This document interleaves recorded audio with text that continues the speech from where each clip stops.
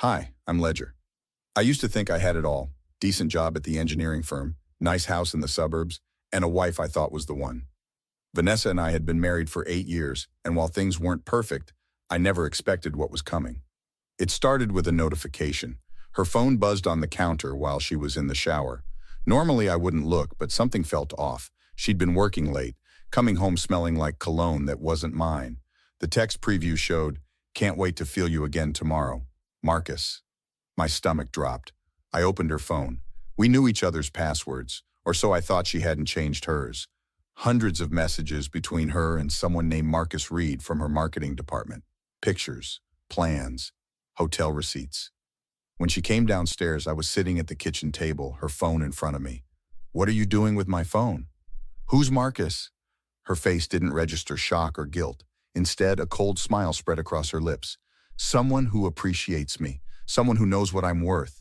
8 years, Vanessa. 8 years, and you couldn't talk to me if you were unhappy? "Talk? Please, you're always working or with Derek. I needed someone who puts me first." I didn't recognize the woman standing in front of me. "We can fix this. Counseling." "I don't want to fix this. Marcus and I have plans."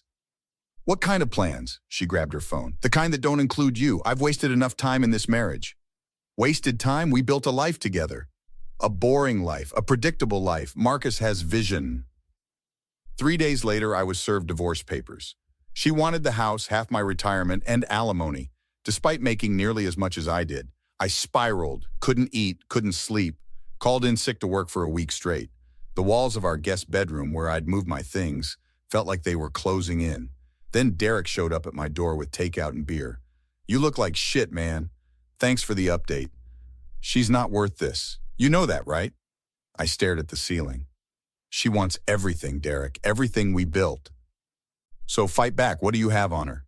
"Nothing. I trusted her completely."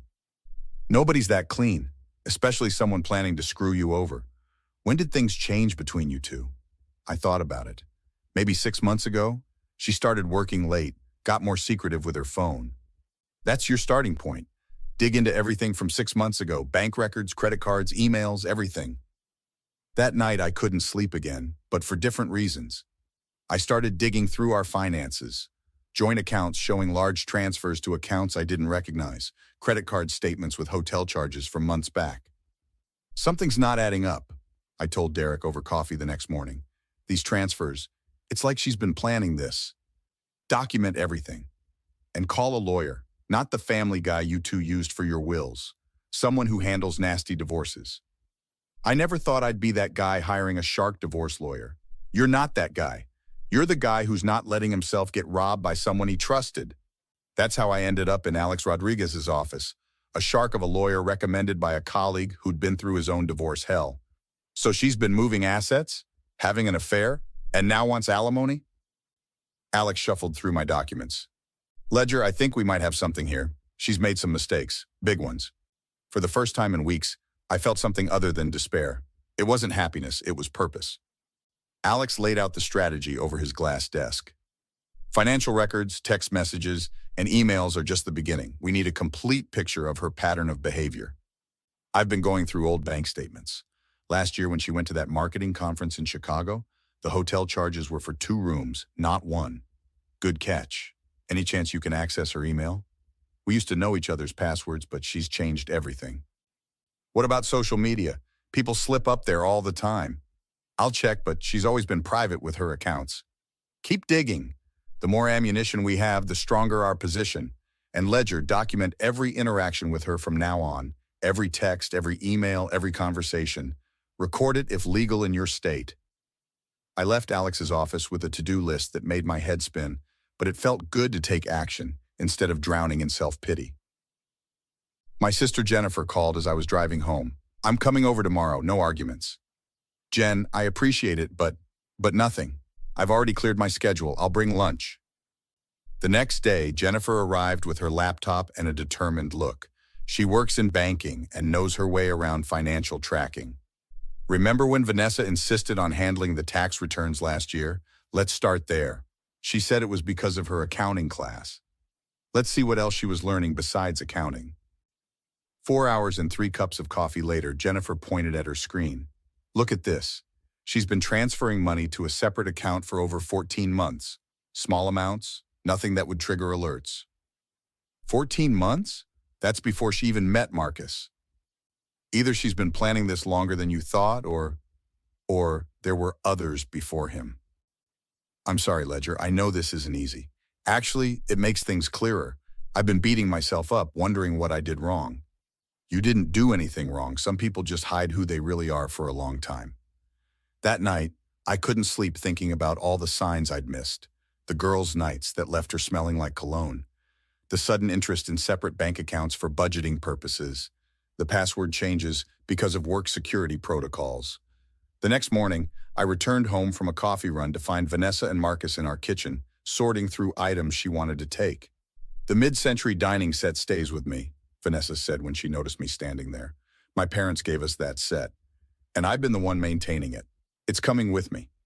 Marcus smirked, leaning against the counter like he owned the place. "Better get used to downsizing, buddy. Once the judge sees what Vanessa put up with, you'll be lucky to keep your clothes." "What exactly did she put up with, Marcus?" Vanessa cut in. "Your emotional unavailability, your prioritizing work, your failure to support my career." I had to laugh. "You got promoted twice since we've been married. I went to every one of your company events and hated every minute. Don't pretend you were supportive. I rescheduled my surgery last year to be at your awards dinner. One dinner doesn't make up for years of neglect.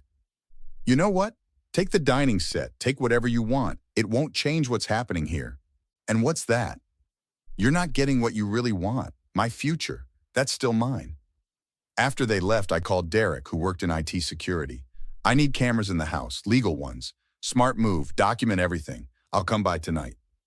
2 days later, we had everything installed, visible security cameras in common areas, perfectly legal in my state. That weekend, Vanessa returned with Marcus to collect more items. They didn't even try to be discreet, thinking I was out meeting Alex. The cameras captured everything, their laughter as they discussed their plans, Vanessa mentioning the fortune she'd get from the divorce, Marcus talking about the marketing firm they'd start together with Ledger's hard-earned money. "Once we get the house, we can sell it and use the capital for the business," Vanessa said, running her hands along the kitchen counter. "That judge you got is a pushover for sad divorce stories," Marcus replied. "Just remember to tear up a little when you talk about all his emotional neglect." I brought the footage to Alex, who smiled like a shark. "This is gold, but I've got something even better." He slid a folder across the desk. "My investigator found an interesting pattern. Seems Marcus has dated 3 other married women in the past 5 years. All ended in divorce. All had substantial settlements." I stared at the folder Alex had given me, stunned by what I was seeing. "So Marcus is basically a professional homewrecker? More like a con artist who found his niche. He identifies unhappy spouses with assets, charms them, and helps orchestrate divorces where his partners demand maximum settlements. Then, once the money comes in, he moves on to the next target." "Exactly. And guess what? None of those exes have heard from him since the checks cleared." "Vanessa has no idea, does she?" "Probably not. These types are good at making each mark feel special." The morning of our court date arrived faster than I expected. Alex met me on the courthouse steps, briefcase full of evidence and looking sharp. "Remember, stay calm no matter what. Judge Simmons doesn't tolerate emotional outbursts, but she's fair and incredibly perceptive. She can spot bullshit from a mile away." "I'm nervous. What if she believes Vanessa?" "Trust the evidence. It tells a story that's hard to ignore." We entered the courtroom and took our places. 10 minutes later, Vanessa walked in with Marcus right behind her. They were practically attached at the hip, whispering and smirking. She wore a designer outfit I'd never seen before. "All rise for the Honorable Judge Eleanor Simmons." The judge entered, a stern-looking woman in her 60s with piercing eyes that seemed to evaluate everything. After the formalities, Vanessa's lawyers started with their demands. "My client is seeking the family home, 50% of all assets, including retirement accounts, and monthly alimony of $5,000 for a period of 10 years. Judge Simmons raised an eyebrow. "On what grounds is alimony being requested? Mrs. Williams, you're employed full-time, correct?" "Yes, Your Honor, but I sacrificed career opportunities for the sake of my husband's advancement." "What specific opportunities were sacrificed?" "I turned down a transfer to our New York office 3 years ago because Ledger refused to relocate." I bit my tongue so hard I nearly drew blood. Behind me, I could hear Marcus snickering. When it was our turn, Alex methodically walked through the evidence, the secret transfers, the timeline of the affair, the recorded conversations about using my money to start their business. Furthermore, Your Honor, we have evidence suggesting this isn't Mr. Reed's first time participating in such a scheme. Vanessa turned to glare at Marcus, who suddenly looked less confident. Alex presented the documentation about Marcus's past relationships and the pattern of behavior. Judge Simmons reviewed it carefully, her expression darkening.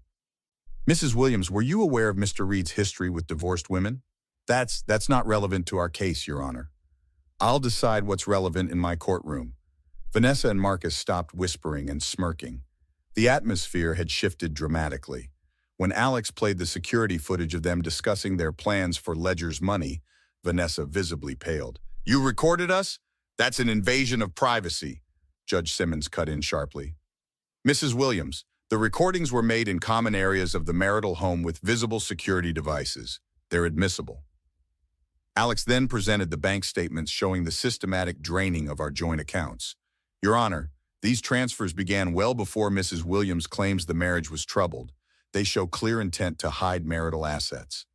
Judge Simmons studied the evidence, her expression unreadable. Then she set down her glasses. I've seen enough for now. The court will take a 30-minute recess before I continue with my questions. As she left, Vanessa turned to her lawyer, panic replacing her earlier confidence. Marcus was already inching toward the exit. Do something, she hissed at her attorney. This isn't going the way we expected, he whispered back. When court reconvened, you could cut the tension with a knife. Vanessa was whispering frantically to her lawyer while Marcus had moved 2 seats away from her. Judge Simmons entered the room, her face stern as granite. Before I proceed, I want to address something directly. In my 27 years on the bench, I've seen countless divorce cases. What I rarely see is the level of calculated deception evident in this case. Vanessa shifted uncomfortably in her seat. Mrs. Williams, these financial records show systematic movement of marital assets dating back nearly 18 months. Your text messages with Mr. Reed discuss, and I quote, setting things up for the big payday. Would you care to explain that? Your Honor, those messages are being taken out of context. Really? Because the context seems quite clear when paired with the audio recording where you state, and again I quote, once the divorce is final, we'll have enough to launch the agency and buy that property in Aspen. Alex leaned over. She didn't expect us to have that recording. Judge Simmons wasn't finished. Mr. Reed, the court has reviewed your history of relationships with soon-to-be divorced women. In the last 5 years, you've been involved with 3 other married women who subsequently filed for divorce. In each case, you were named in emails or texts discussing financial settlements.